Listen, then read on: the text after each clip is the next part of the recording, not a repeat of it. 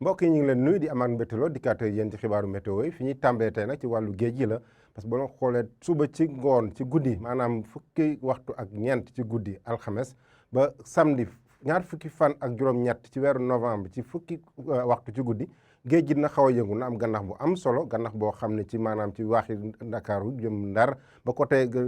Casamance foofu na am ay gannax ba ci biir géej gi sax na am ay gannax donc ngeen bàyyi ci xel bu baax ci xibaaru météo yi bala ngeen di dem géej parce que gannax boobu dina continuer diggante alxames donc comme ni ma ko waxee ba ci samedi ci guddi gi donc loolu la ñu amoon ñu xool li gën a fës ci xibaaru météo tey jii ci guddi maanaam àllarba bi jëm ci alxames ci guddi gi la ñuy tàmbalee li gën a fës ci xibaaru météo yi ci wàllu niir yi d'abord ñu xool niir yi ci Afrique sowu jant ay niir yoo xam ne bëri na lool boo leen xoolee diggante Ndar ba Ndakaaru ba côté Casamance tey ji ci guddi jëm ci ëllëg niir yoo xam ne day jógee ci géej gi di wàllu dugg ci réew mi mais boo leen xoolee nag côté Casamance côté Kédougou foofu dina xaw a la tuuti mais li ci des ay niir yu takku la ñu am tey ji ci guddi jëm ci ëllëg ak suba ci bëccëg bi tamit ñu xool nag ci wàllu tàngoor bi tey ji ci guddi jëm ci ëllëg tàngaar yi fa muy gën a tuutee boo leen xoolee mooy Mbuur mu am fukki degré ak juróom benn Ndakaaru foofu la tàngaar bi gën a ràññale mu am ñaar fukki degré ak juróom fukki degré ak juróom-ñeent ñu am ko fële ca Thiès bu ñu demee ba ci Ndar na am ñaar fukki degré ak ñett ñaar fukki degré benn ñu am ko Louga degré bi na xaw a sedd tuuti parce que boo la xoolee Kaffrine tamit moom ak Mbuur ñoo yem na am fukki degré juróom benn côté Casamance bi fukki degré juróom-ñeent ñu am ko Ziguinchor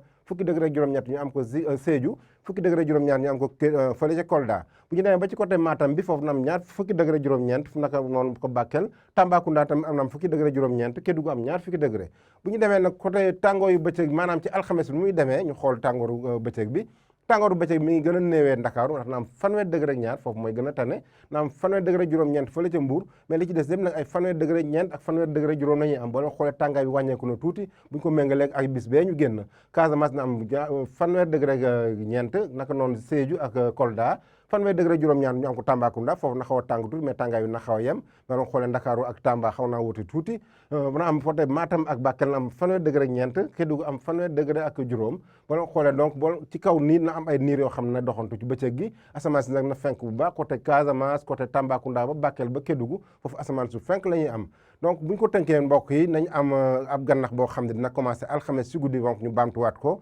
alxames boobu gannax bi na des ci géej gi ba tey ba ci samedi ci guddi ci fukki waxtu ci guddi donc nañ bàyyi xel bu baax bala ngeen dem géej ci situation boobu nga xam am nañ ko ci géej gi donc loolu lañ amoon leen jox di daje ba suba ak jàmm wasalaam